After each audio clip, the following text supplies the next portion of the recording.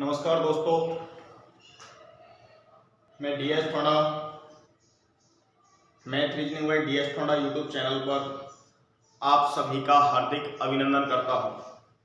मेरे प्यारे दोस्तों, आज हम संख्या पद्धति के बारे में जो शेष बची हुई चीज़ें हैं या बचे हुए प्रश्न हैं, बची हुई कंडीशनें हैं, उन कंडीशनों के बारे में डिस्कस करेंगे और आप बारी बारी से एक एक चीज को समझिए।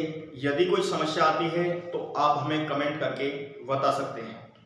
देखिए दोस्तों, विशेष प्रकार के प्रश्न आपको कई बार एग्जाम में मिलते हैं। जैसे मैं आपके लिए प्रश्न बताऊं, यहाँ पे प्रश्न लिख देता हूं। आपसे कह दिया जाए कि भैया इस तरीके की संख्याएं हैं, कोई इस तरीके से मैंने संख्याएं लिखी और आपसे कह दिया कि भैया इस तरीके से आपकी 100 तक की संख्याओं को परस्पर हम क्या कर रहे हैं, गुना कर रहे हैं। इस तरीके से मैंने आपके लिए लिख दिया। मैं दाईं ओर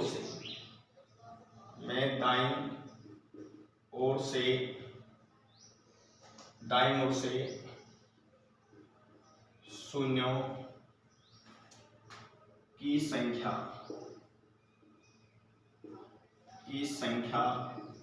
होगी। इस तरीके से दोस्तों आपको कई बार प्रश्न एग्जाम में देखने को मिल जाते हैं। इस प्रश्न के अंतर्गत आपने देखा है कि 1 गुणा 2 गुणा 3 गुणा 4 गुणा 5 इस तरीके से गुना करते हुए और हम कहां तक पहुंचे हैं, 100 तक पहुंचे हैं दोस्तों। अब 100 तक की संख्या तक जब आप पहुंच रहे हो तो आपसे कह रहा है कि भैया इस पूरी कैलकुलेशन को यदि हम गुना कर देते हैं या गुना कर देते हैं पूरी संख्या को, तो इसके अंतर्गत दाईं ओर से शून्य कितने आएंगे। अब मेरे प्यारे दोस्तों, आप एक चीज बताइए कि भैया शून्य कब आएगी।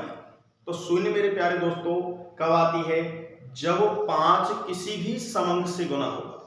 कब आती है शून्य, जब 5 किसी भी समंक से यदि गुना होता है तो दाईं ओर मतलब शून्य आएगा, निश्चित है, कन्फर्म है।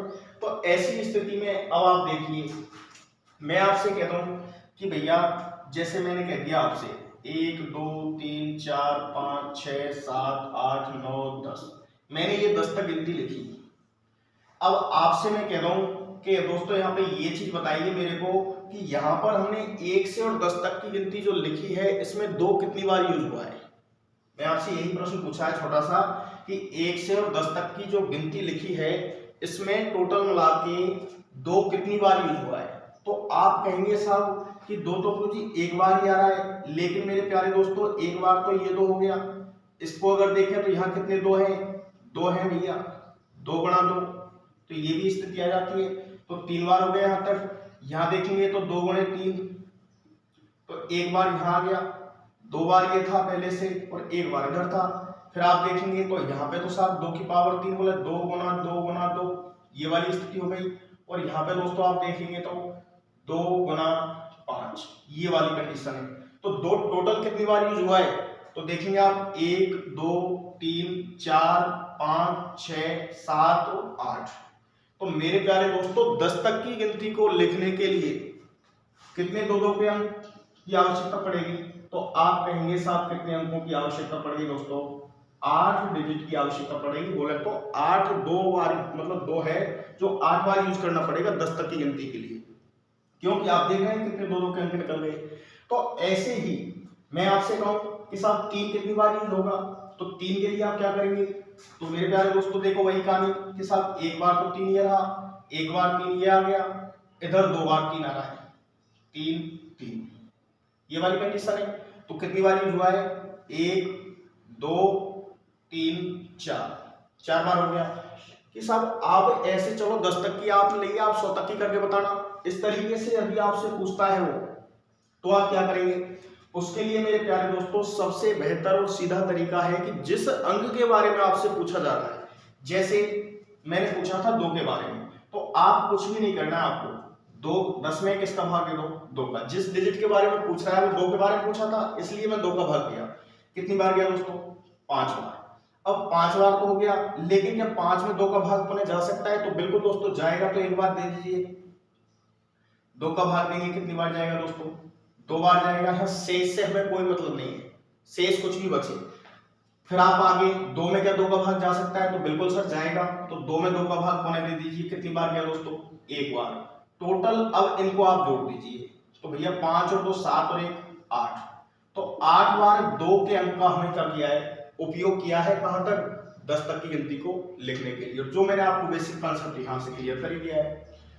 तो आप डायरेक्ट में इस तरीके से कितनी बार डिजिट यूज हुआ है तो वो निकाल सकते हैं, ठीक है। जैसे हमने 3 के बारे में समझा था कि 3 कितनी बार यूज हुआ है, तो एक बार तो यहाँ पे, दूसरी बार यहाँ पे आ गया, 3 बार और 4 बार, 4 बार यूज हुआ था ना।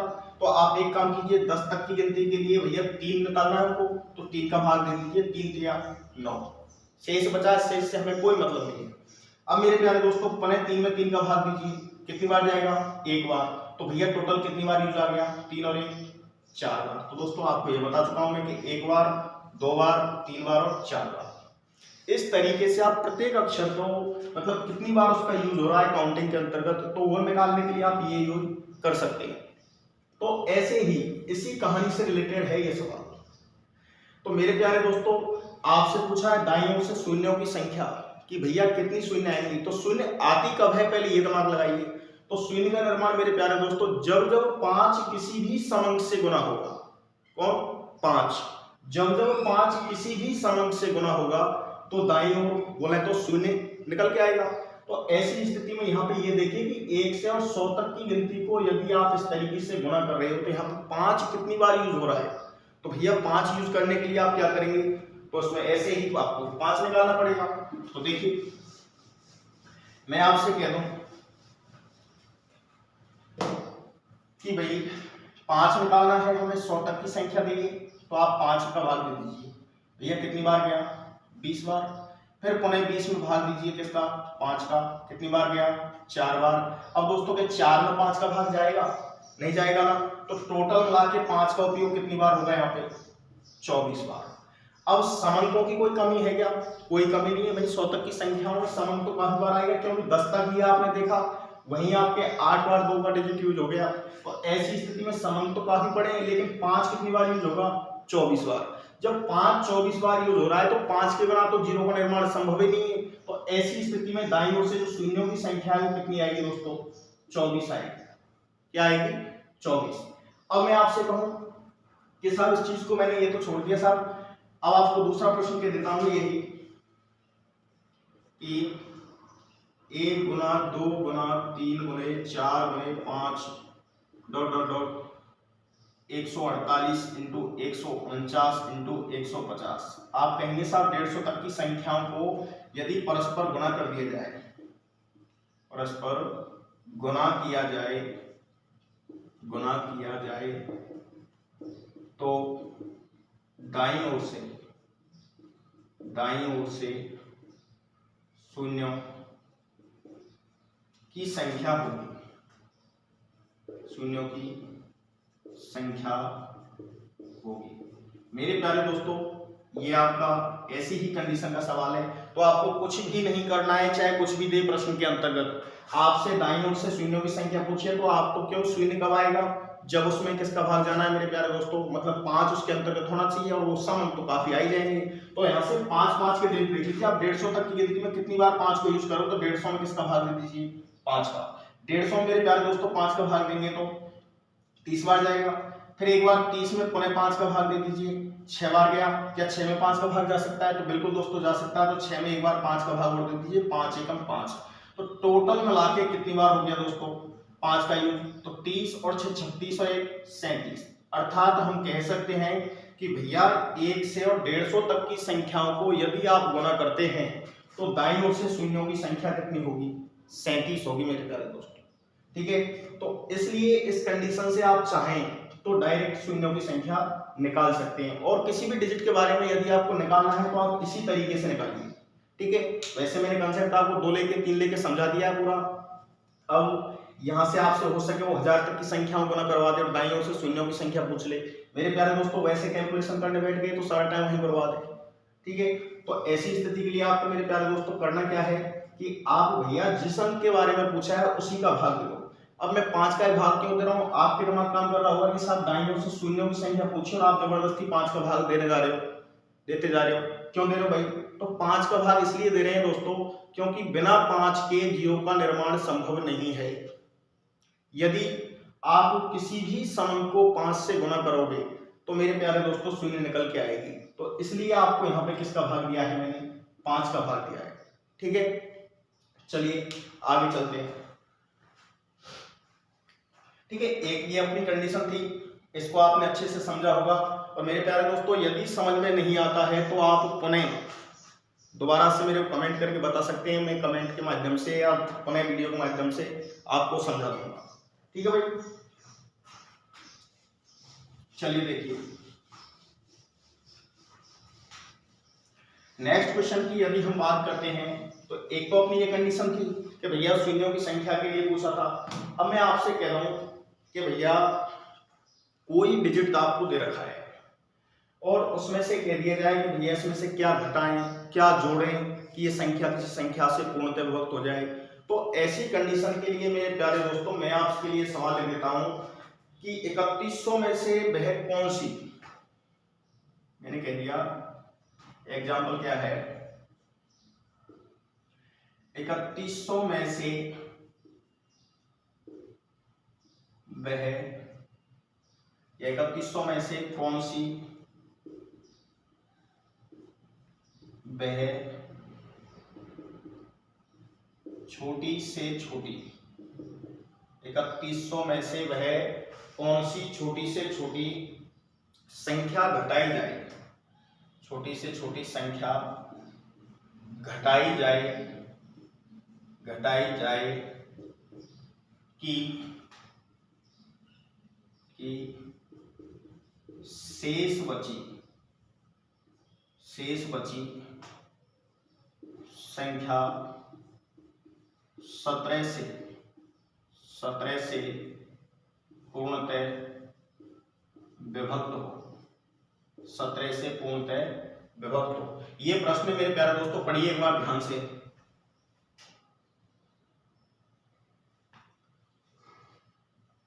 पढ़ लिया? अब एक बार आप थोड़ा सा कंसेप्ट समझिए। मैं आपसे कह देता हूं मेरे प्यारे दोस्तों कि भैया आपने 8 में भाग दिया किसका? 5 का।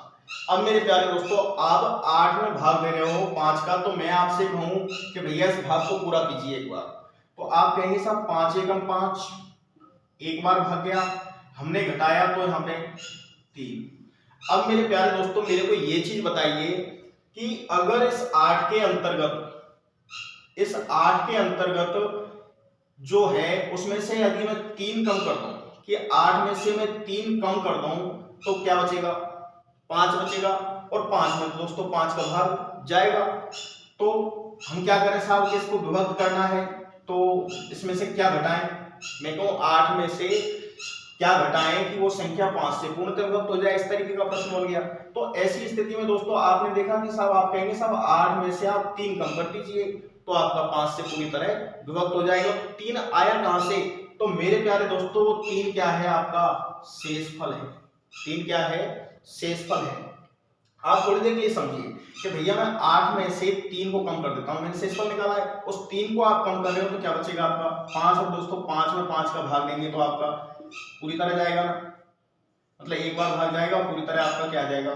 पूरा भाग चला गया, शेष 0 बच जाएगा। तो ऐसी स्थिति के लिए आप क्या करेंगे कि भैया जो भी आपका शेष बचता है, जो भी क्या बचता है? शेष, उस शेष को आप उसमें से घटा दीजिए।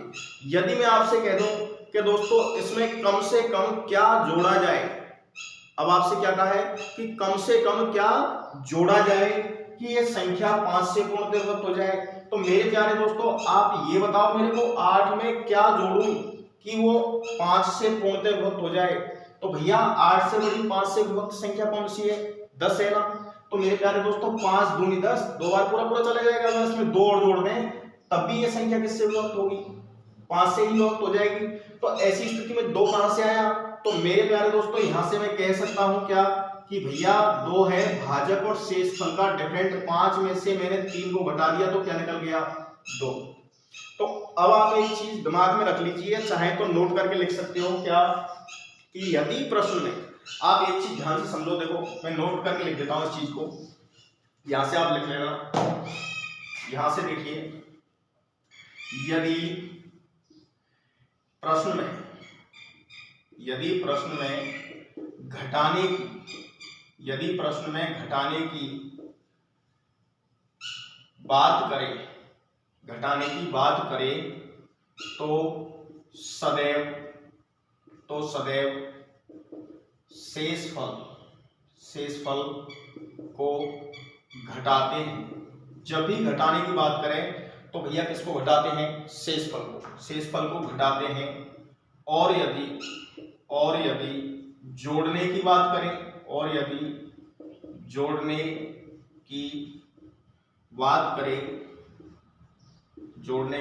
करें तो भाजक और शेष फल का अंतर जोड़ते हैं। तो मेरे प्यारे दोस्तों, आप बिल्कुल कतई भैया कान में अंटा देना, कहते हैं ना छोटे छोटे बच्चों से कि कान में अंटा दे ले, आज के बाद कहीं नहीं जाएगा। तो वही कहानी यहाँ पे बिल्कुल अपने कान में अंटा दे लीजिए कि जब भी प्रश्न में घटाने की बात कहे तो क्या करना है? शेष फल को घटाएंगे। जब भी प्रश्न में जोड़ने की बात करे तो मेरे प्यारे दोस्तों क्या करेंगे? भाजक और शेष फल के अंतर को आप क्या कर देंगे? जोड़ देंगे। तो अब आपका ये प्रश्न लिखा हुआ है कि 3100 में से वह कौन सी छोटी से छोटी संख्या घटाई जाए कि शेष बची संख्या 17 से पूर्णतया विभक्त हो। तो मेरे प्यारे दोस्तों किसकी बात कर रहा है? वो घटाई जाए, बोले घटाने की। तो मेरे प्यारे दोस्तों, मैंने आपको अभी बताया है कि भैया घटाने की जब बात करें तो मेरे प्यारे दोस्तों क्या घटाना पड़ेगा? आपको शेषफल घटाना पड़ेगा। और आपसे वही संख्या पूछिए कि निम्न में से वह कौन सी छोटी संख्या घटाई जाए, इसका मतलब शेषफल घटेगा। तो शेषफल कितना है वो संख्या ही पूछिए, तो शेषफल निकाल दीजिए, वही आपके प्रश्न का जवाब हो जाएगा। तो देखिए एक बार, देखो मैंने आपसे कह दिया इस प्रश्न के अंतर अनुसार कि 3100 है। अब भैया 3100 में से क्या घटाया जाए कि 17 से पूर्णतया विभक्त हो जाए। तो मेरे प्यारे दोस्तों 17 का भाग दे दीजिए, यही तो कहानी होगी। 17 का भाग देंगे दोस्तों, दो 17 एकम 17, भैया बच कितने गए? आप कहेंगे साहब 14 बच गए। 14 बच गए दोस्तों, तो यहां से क्या उतारेंगे? 0। अब 0 उतारते ही भैया कितनी बार भाग जाएगा? 17 का पहाड़ा बोलो तो 17 अट्ठे होते हैं भाई साहब आपके 136। 17 अट्ठे कितने होंगे दोस्तों? 136 होंगे। तो यहाँ पे मैंने लिख दिया 17 अट्ठे 136। बच गए कितने मेरे प्यारे दोस्तों? 4। अब भैया 4 बचे तो एक 0 और बची हुई है, तो दोस्तों एक 0 और उतारी हमने। अब भैया 17 का भाग 40 में दीजिए, 17 दूनी 34। तो भैया अब आपके कितने बच गए शेष? 6। ये क्या है? आपके शेष फल है। तो मेरे प्यारे दोस्तों, मैंने आपको स्पष्ट बता रखा है पहले कि जब प्रश्न में घटाने की बात कहे तो किसको घटाते हैं? शेष फल को। और जब प्रश्न में जोड़ने की बात करे तो किसको जोड़ते हैं? भाजक और शेष फल के अंतर को। यदि मैं आपसे कहूं वो प्रश्न को इस तरीके से कह देता कि 3100 में वह कौन सी छोटी से छोटी संख्या जोड़ी जाए, क्या कहा है कि 3100 में वह छोटी से छोटी कौन सी संख्या जोड़ी जाए कि जो जोड़ने के बाद में या प्राप्त संख्या 17 से पूर्णतः विभक्त हो। तो ऐसी स्थिति में दोस्तों यार जोड़े तो क्या जोड़े हम? तो मेरे प्यारे दोस्तों ये तो आपको घटाना पड़ेगा, अतः 6 घटाना पड़ेगा, क्योंकि भैया शेषफल को तो घटाते हैं, 6 घटाना पड़ेगा। और जोड़े तो दोस्तों जोड़ने के लिए क्या करना पड़ेगा भैया? 17 माइनस 6 बराबर 11 को जोड़ना पड़ेगा। अब आप कोई सा भी प्रश्न पूछ ले, कैसे भी पूछ ले कि जब प्रश्न में जोड़ने की बात करें तो भैया भाजक और शेषफल का अंतर जोड़ा जाता है। घटाने की बात कहे तो क्या घटाते हैं दोस्तों? शेषफल को घटाते हैं। ठीक है, इस तरीके से आप एक बार इसका स्क्रीनशॉट ले लीजिए और मैं अगला नेक्स्ट क्वेश्चन लिखता हूं फिर आगे।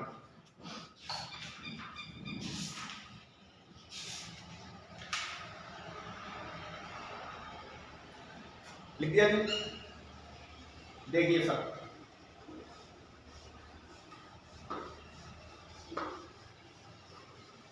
आपके लिए मैं प्रश्न लिख रहा हूं, उसको एक बार कीजिएगा ध्यान से।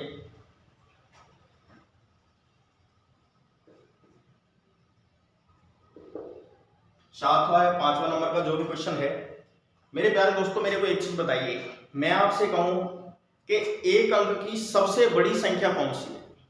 एक अंक की सबसे बड़ी संख्या कौन सी है? तो मेरे प्यारे दोस्तों आप जवाब देंगे मेरे को क्या? 9। मैं कहूं आपसे 2 अंकों की सबसे छोटी संख्या कौन सी है? तो 2 अंकों की सबसे छोटी की बात करें तो दोस्तों क्या होगी? 10। मैं कहूं 2 अंकों की सबसे बड़ी संख्या कौन सी है? तो भैया आप कह देंगे कि 2 अंकों की सबसे बड़ी साहब 99 होगी। मैं कहूं आपसे 3 अंकों की सबसे छोटी संख्या कौन सी है? तो आप कहेंगे साहब 100 है।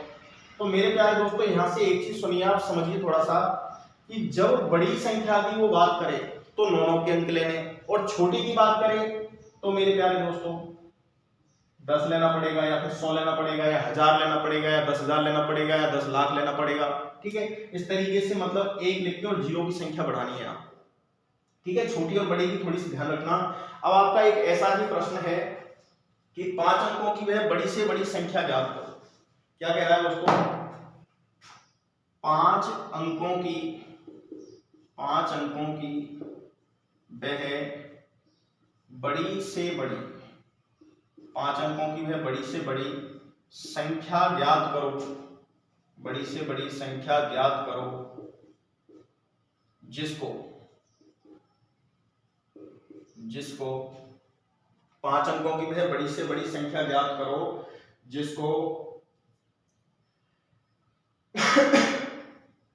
सॉरी 5 अंकों की वह बड़ी से बड़ी संख्या ज्ञात करो जो 463 से पूर्णतः विभक्त हो। ये प्रश्न है मेरे प्यारे दोस्तों, आपसे कह रहा है कि 5 अंकों की वह बड़ी से बड़ी संख्या ज्ञात करो जो 463 से पूर्णतः विभक्त हो।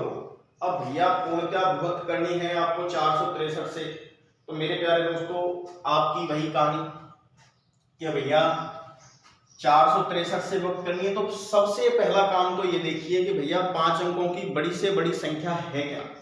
ठीक है, इस तरीके से आपसे कह रहा है, तो मेरे प्यारे दोस्तों मैं लिख देता हूं 5 अंकों की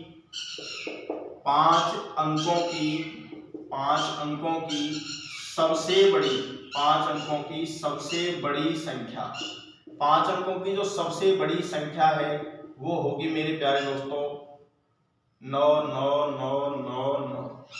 ठीक है साहब, 5 अंक की संख्या है दोस्तों, अगर इसमें एक भी जोड़ दिया तो मेरे प्यारे दोस्तों कितनी की हो जाएगी? 6 डिजिट की हो जाएगी, 6 अंक की हो जाएगी। क्यों कि ये 99,999 है। यदि इसमें एक जोड़ा तो वो ये कितनी हो जाएगी? 1 लाख हो जाएगी। तो 1 लाख में तो दोस्तों कितने डिजिट आ जाएंगे? 6।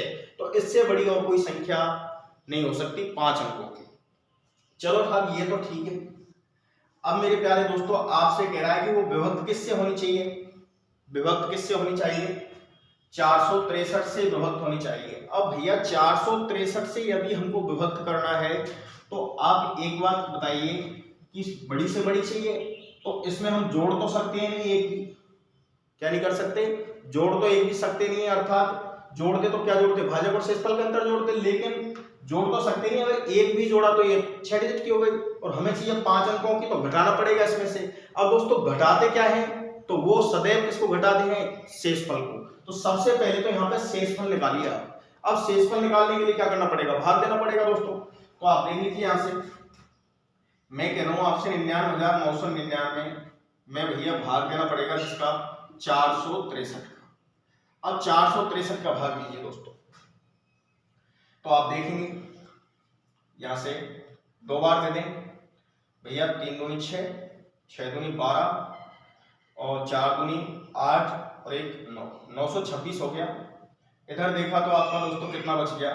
3। इधर देखेंगे तो 7। ये आपका शेष बच गया। अब शेष बच गया दोस्तों, अगली संख्या उतारनी पड़ेगी। तो भैया ये लो अगली संख्या 9 का डिजिट है, एक बार भाग जाएगा, 463 लिख दीजिए। यहां शेष कितना बचेगा दोस्तों? तो देखिए इधर 6, इधर देखेंगे तो आपका कितना हो गया? 13 में से 6 गया तो 7, और इधर हो गया आपके कितने? 5 2 276 हो गया। अब भैया इसको और लाना पड़ेगा आपको, और लाना पड़ेगा, तो ये स्थिति बन गई। 2769 हो गया। अब भैया किसका भाग देना है आपको, 463 का भाग देना है। कितनी बार जाएगा तो वो आप देख लीजिए एक बार। अगर बात करते हैं तो देखो पहले डिजिट से ही पता चल जाएगा कितनी बार भाग जाना है। तो भैया यहाँ 463 है और यहाँ पे आपके 2729 है। तो लगभग आप ये मानिए कि भैया 5 का पारा भी बोलते हैं तो कितनी बार जाएगा, 5 बार। मतलब एक तरीके से 500 2500 होंगे, 500 गुना 5 से करूंगा तो 2500 होंगे। तो हो सके 2500 के आसपास आपकी स्थिति बन रही है, लेकिन इधर भी ज्यादा है, 2700 है और इधर देखें तो 63 एक्स्ट्रा है। तो आप एक बार 6 का देके देखिए, 6 का नहीं जाएगा तो 5 का देना है फिर। तो ऐसी स्थिति में आप देख रहे हैं भैया किसका भाग देंगे, 6 का भाग देंगे दोस्तों। 6 × 18 हासिल 1, ये कैरी हो गई, 6 से 36 और 1 37 की 7 को हासिल की, फिर से लग गई कितनी 3 और 6 चौका 24 और 3 दोस्तों 27। तो मेरे प्यारे दोस्तों आपने देखा है क्या हो गया, एक्स्ट्रा हो गया ना, यहाँ 69 है और यहाँ पे कितना हो गया 78 हो गया। तो दोस्तों 6 बार तो भाग नहीं जाएगा, तो इसका मतलब कितनी बार भाग जाएगा फिर, 5 बार भाग जाएगा। तो 5 बार भाग दीजिए, 5 बार देंगे तो वही 5 × 15 हासिल 1, 6 × 5 30 और 1 31 की 1 को हासिल की लग गई 3, 5 चौका 20 और 3 23।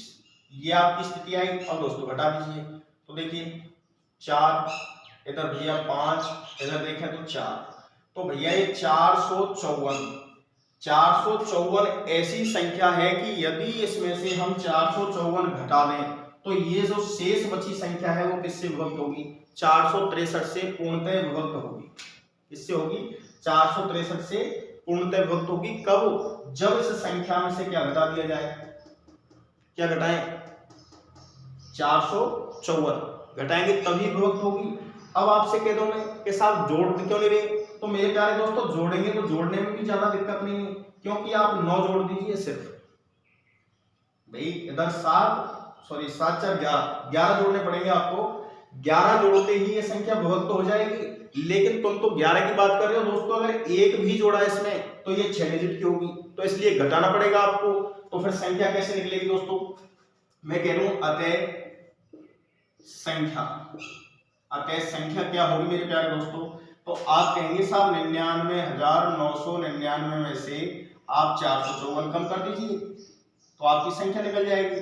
तो देखिए दोस्तों 5 4 5 9 9, अर्थात वो अभिष्ट संख्या क्या है आपकी, वो होगी दोस्तों 99,545, जो 463 से 5 अंकों की सबसे बड़ी विभाज्य संख्या है। सबसे बड़ी कैसी संख्या है बोले तो विभाज्य या फिर भाज्य, अर्थात 5 अंकों की इससे बड़ी और कोई ऐसी संख्या नहीं है जो किससे विभक्त हो, 463 से पूर्णतः विभक्त हो। एक बार स्क्रीनशॉट ले लीजिए।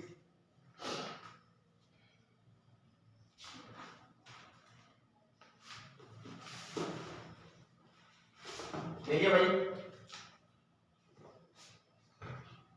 मिटा दें, देखो अब भाई यहां से आगे आपको ध्यान रखना है बिल्कुल इस कंडीशन के लिए। मेरे प्यारे दोस्तों मैं बार बार इसी चीज को रिपीट कर रहा हूं कि जब जब प्रश्न में घटाने की बात कहे तो भैया किसको घटाते हैं, शेषफल को घटाते हैं। जब जब प्रश्न में जोड़ने की बात करें तो मेरे प्यारे दोस्तों किसको जोड़ा जाता है, भाजक और शेषफल के अंतर को। अब इसके बाद में हम जो अगली स्टेप की ओर आगे बढ़ रहे हैं वो आपके विशेष प्रकार के प्रश्न होंगे जो संख्या पद्धति के अंतर्गत ही आते हैं, तो उनको एक बार थोड़ी सी चर्चा कर लेते हैं। जैसे मैं आपके सामने प्रश्न लिख देता हूं कि किसी लड़के से, ध्यान लिख दिया, किसी लड़के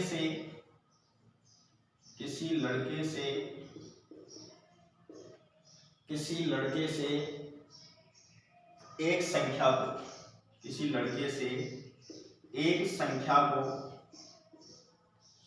को 50 से गुणा करने के लिए कहा गया, या 50 से गुणा करने के लिए कहा गया, किंतु गलती से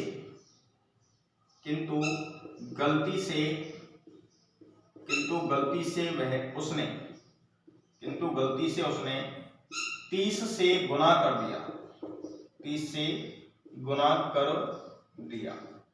भैया 50 से गुना करने के लिए कहा गया, लेकिन गलती से उसने 30 से गुना कर दिया।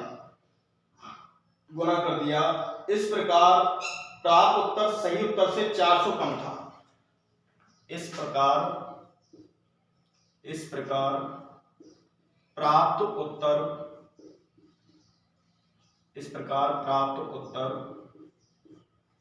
सही उत्तर से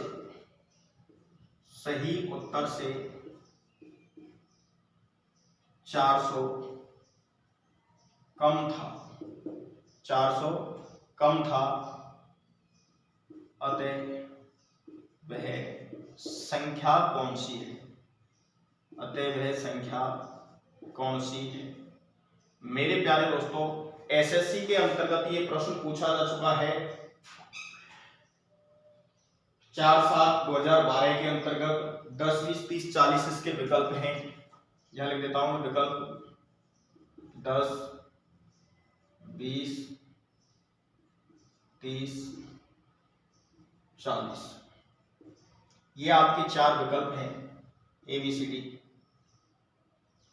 तो भैया यहाँ पे आप ये चीज देखिए मेरे प्यारे दोस्तों, सवाल एग्जाम के अंतर्गत कैसे भी पूछा जा सकता है। भैया कुछ भी नहीं कहा है, किसी लड़की से एक संख्या को 50 से गुना करने के लिए कहा गया, गुना करने के लिए कहा है 50 से, लेकिन उससे गलती हुई और उसने 30 से गुना कर दिया।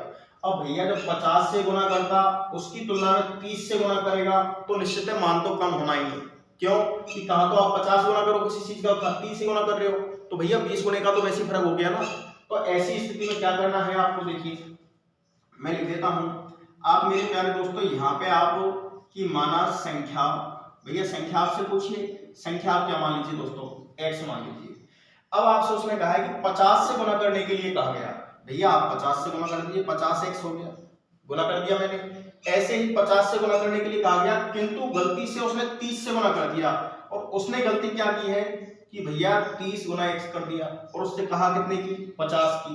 गुना करने पे जो आपकी स्थिति बनेगी उससे इसकी तुलना में यहाँ पे कितना मान अधिक कम प्राप्त हो रहा है, 400। तो मैंने क्या किया है भैया, कम ज्यादा के लिए क्या करना पड़ेगा, घटाना पड़ेगा बड़ी संख्या में से छोटी संख्या को। तो दोस्तों 50 गुना उस संख्या से करते तो ज्यादा मान आता, कितना ज्यादा आता, 400। जबकि गुना कर लिया किससे उसने, 30 से। तो आप देख लीजिए 50x में से 30x गया तो दोस्तों कितने x बच गए, 20x बच गए। अब 20x बचे तो 20x बराबर 400 है। तो हमें चाहिए दोस्तों x की वैल्यू, संख्या चाहिए। तो संख्या क्या है, यहां से भैया आपको मैंने बता रखा है पहले ही कि जब प्लस वाली संख्या का पक्षांतरण करते हैं तो दोस्तों किस में जाती है, माइनस में जाती है। माइनस वाली का पक्षांतरण करते हैं तो प्लस में जाती है। गुना वाली का पक्षांतरण करते हैं तो भाग में जाती है। और भाग वाली यदि कोई संख्या है उसका पक्षांतरण कर रहे हो तो दोस्तों किस में जाएगी, गुना में। तो यहाँ आपके 20 गुना x है। अब 20 गुना x है, इसका मतलब गुना में है संख्या। अब गुना वाली का पक्षांतरण करेंगे दोस्तों, कहां जाएगी, भाग में जाएगी। अर्थात 400 में किसका भाग लगेगा, 20 का। अब 400 में 20 का भाग लगेगा तो आप देखिए 400/20, 400/20 बोले तो भैया क्या आ गया, फाइनली 20 आपका इस प्रश्न का क्या हो गया, जवाब हो गया। अर्थात x की वैल्यू क्या निकली दोस्तों, 20 निकली है। जबकि माना क्या है आपने, संख्या मान रखी है क्या, x। अर्थात आपके इस प्रश्न का जवाब दोस्तों क्या होगा, 20 होगा। ये आपका फर्स्ट प्रश्न, एक बार स्क्रीनशॉट ले लीजिए या फिर लिख लीजिए।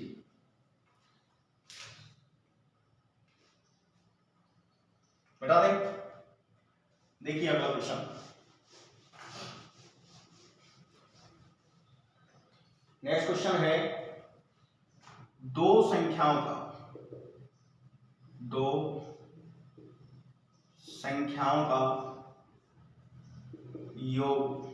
दो संख्याओं का योग 40 है। दो संख्याओं का योग क्या है दोस्तों, 40 है। और उनका गुणनफल 375 है। और उनका गुणनफल 375 है। और उनका गुणनफल 375 है। तो उनके व्युत्क्रमों का योग क्या होगा, तो उनके व्युत्क्रमों का योग का योग कितना होगा। दोस्तों प्रश्न है, बहुत छोटा प्रश्न है और कुछ भी मैं बड़े लेवल की चीजें लेके नहीं चल रहा हूँ, बिल्कुल बहुत आसान चीजें हैं। आपके सिर्फ समझने की कहानी है कि भैया आप कहाँ तक क्या प्रोसेस समझ रहे हो। मेरे दोस्तों मैं आपसे कह दूं कि भैया ये 5 आपके सामने संख्या लिखी है, इस 5 का व्युत्क्रम बोले तो व्युत्क्रम का मतलब समझते हो क्या है? व्युत्क्रम का मतलब है उल्टा, विपरीत, ठीक है। तो विपरीत की यदि हम बात करें, मैं आपसे कह रहा हूं कि भैया 5 है, इस 5 का उल्टा क्या होगा मेरे प्यारे दोस्तों? तो आप कहेंगे साहब 1/5। कहीं ऐसा मत कर देना कि यहां से तो ये कर दिया और इधर ये बना दिया आपने कंडीशन कि ये साहब उल्टा हो गया। ऐसे उल्टा नहीं करना है। उल्टा मतलब 1 के बटे में लिखना किसी चीज को। तो आपने देखा मैंने 5 का उल्टा 1/5 कर दिया। तो ऐसे ही उसने वो बताया है कि भैया दो संख्याओं का योग तो है 40 और भैया उनका गुणनफल 375 है, तो उनके व्युत्क्रमों का योग बताइए। अब मेरे प्यारे दोस्तों व्युत्क्रमों के योग के लिए आपको क्या करना पड़ेगा? तो भैया आप देख रहे हैं अब संख्या आपको दे रखी है, अलग अलग है दोनों, भाई दो संख्या है उन्हीं का योग तो है 40। तो आप दो संख्या मानिए, मैं यहाँ पर कर देता हूं भैया किस तरीके से। माना संख्या x तथा y, संख्या कौन सी है दोस्तों? x तथा y है। तो यहां से आप देख रहे हैं कि मैं आपसे कह दूं दोस्तों, इधर x प्लस y की वैल्यू तो कितनी दे रखी है? 40, ये दे दे। इधर बात कर लें x y गुणनफल दे रखा है आपके लिए, तो हम गुणा कर देंगे, तो x गुना y किया तो भैया 375 निकला। तो ऐसी स्थिति में अब इनके व्युत्क्रमों का योग पूछा है। व्युत्क्रम क्या होता है दोस्तों? उल्टा होता है, लेकिन यहाँ तो संख्या ही नहीं है तो उल्टा करेगा कैसे? तो आपने संख्या क्या मान रखी? तो देखिए इधर मैं लिखा हूं व्युत्क्रम, लिख रहा हूं व्युत्क्रम। व्युत्क्रम के लिए 1/x लिख दिया मैंने प्लस 1/y, क्योंकि व्युत्क्रमों का क्या पूछा है उसने? योग पूछा है, इसलिए मैंने जोड़ दिए। मेरे प्यारे दोस्तों इनका एलसीएम लीजिए। एलसीएम लेंगे दोस्तों क्या आएगा? x y आएगा, क्योंकि भैया एक तो आ नहीं सकता, अलग अलग है दोनों। एक्स वाई एलसीएम हो गया। अब मेरे प्यारे दोस्तों एक्स वाई में ये जो हर होता है ना, ये ऊपर वाला अंश है, नीचे वाला हर है, हर का भाग एलसीएम में लगेगा। एलसीएम में हर का भाग लगेगा, अर्थात एक्स वाई में एक्स का भाग देंगे तो एक्स से एक्स कैंसिल हो जाएगा, तो बचेगा कौन? वाई बचेगा। तो वाई गुना किससे होगा? ऊपर वाली संख्या से। तो वाई गुना एक से करेंगे तो कोई परिवर्तन नहीं होगा। प्लस ऐसे ही फिर आपकी दोबारा से कंडीशन की एक्स वाई में आपके बार भाग किसका लगना है? वाई का। तो y से y कैंसिल, तो बचेगा कौन? x। तो x को ना x से करूंगा तो कोई परिवर्तन नहीं होगा। अर्थात आपकी फाइनली क्या डिसीजन निकल के आ गया कि भैया y प्लस x बटे y, ये इनका योग निकल रहा है। तो ऐसी स्थिति में y प्लस x से x प्लस y कितना दे रखा है आपके लिए? 40।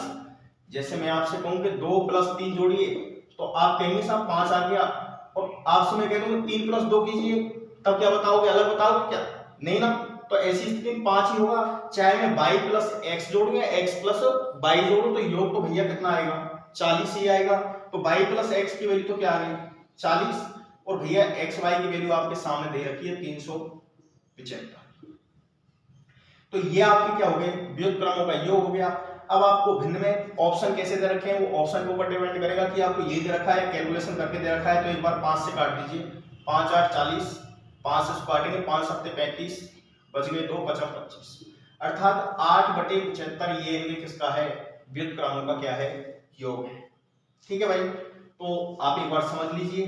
पुनः यदि कोई चीज समझ में नहीं आती तो एक बार देखिए, 2 बार देखिए, ऑटोमेटिकली अच्छे से समझ में आ जाएगा। ठीक है, एक बार स्क्रीनशॉट ले लीजिए या फिर लिख लीजिए।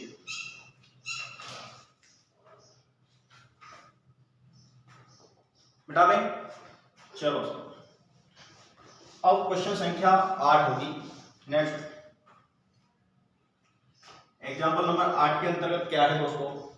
आपसे कह दिया किसी संख्या को दोगुना करके, लिख देता हूं, किसी संख्या को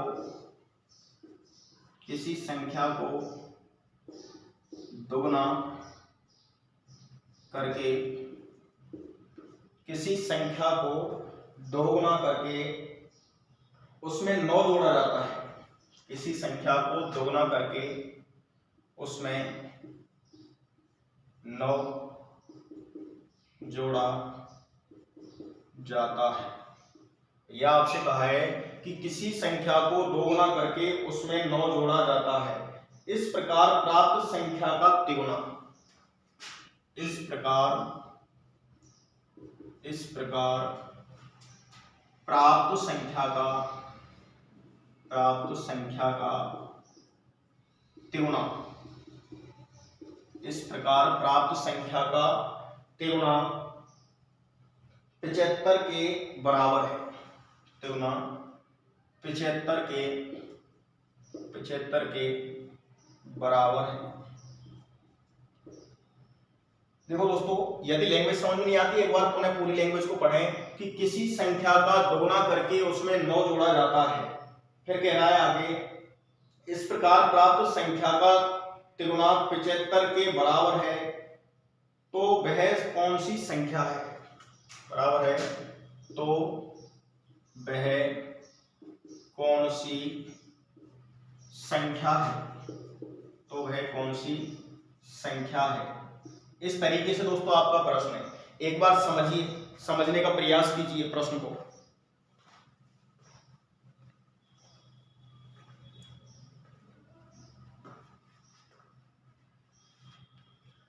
हाँ जी, क्या आया? नहीं, मेरे प्यारे ढक्कन, देख समझ दोबारा से। किसी संख्या का दोगुना करके उसमें 9 जोड़ा जाता है। भैया कोई संख्या मान लेते हैं, माना संख्या x है, ठीक है, संख्या x मानी कि किसी संख्या का दोगुना करके, दोस्तों 2 से गुना करेंगे तो 2x हो जाएगा। दोगुना करके उसमें 9 जोड़ा जाता है, हमने भैया 9 जोड़ दिया। इस प्रकार प्राप्त संख्या का तिगुना, भैया इनसे जो भी संख्या प्राप्त होगी उसका किससे गुना कर दें? तिगुना 75 के बराबर है, तो 3 गुना करने के बाद किसके बराबर हो जाएगा? 75 के बराबर हो जाएगा। तो मेरे प्यारे दोस्तों, यहां से कुछ भी नहीं करना है आपको, 3 से डायरेक्ट लाओ, 25 दिया 75। इधर दोस्तों 2x + 9 है, इस 9 को उधर ले जाओ तो इधर बचेगा 2x। 25 में से दोस्तों 9 को हटा दीजिए, 25 - 9। 25 में से 9 गए तो दोस्तों कितना बच गया? 16। 25 में से 9 गया तो कितना बच गया? 16। अब भैया हमें चाहिए x की वैल्यू, x की वैल्यू चाहिए दोस्तों 16 में किसका भाग देना पड़ेगा आपको? 2 का, तो वैल्यू फाइनली क्या निकल के आ जाएगी? 8। ये आपका आंसर, कुछ भी नहीं, ठीक है। इस तरीके से कोई खास बड़ी संख्याएं नहीं है। कीजिएगा फास्ट, लिखो भाई, बता दें। चलो सर नेक्स्ट क्वेश्चन। ये संख्या पद्धति का अंतिम छोर चल रहा है मेरे दोस्तों। 2 धनात्मक संख्याओं का गुणनफल 2500 है। 2 धनात्मक संख्याओं का गुणनफल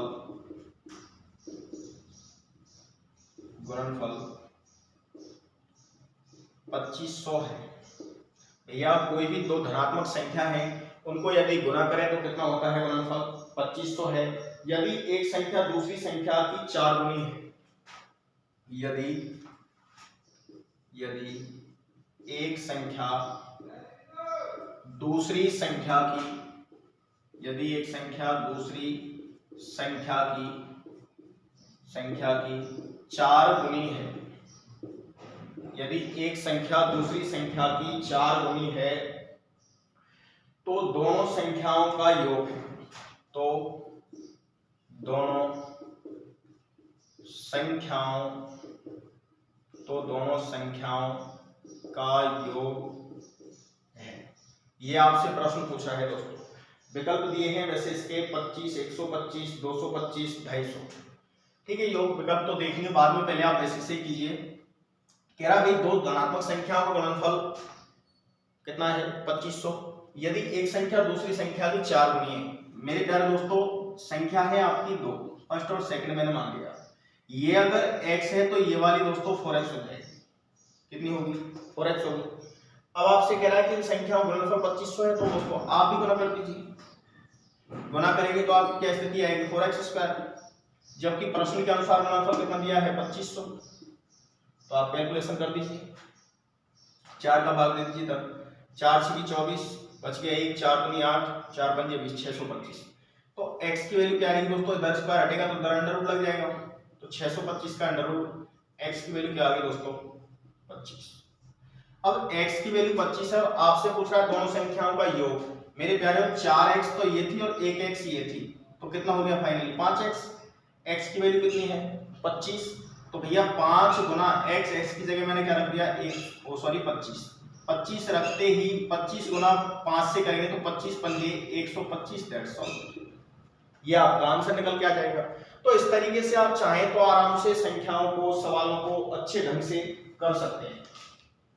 चलिए साहब एक लास्ट क्वेश्चन और बता दीजिए आज आप।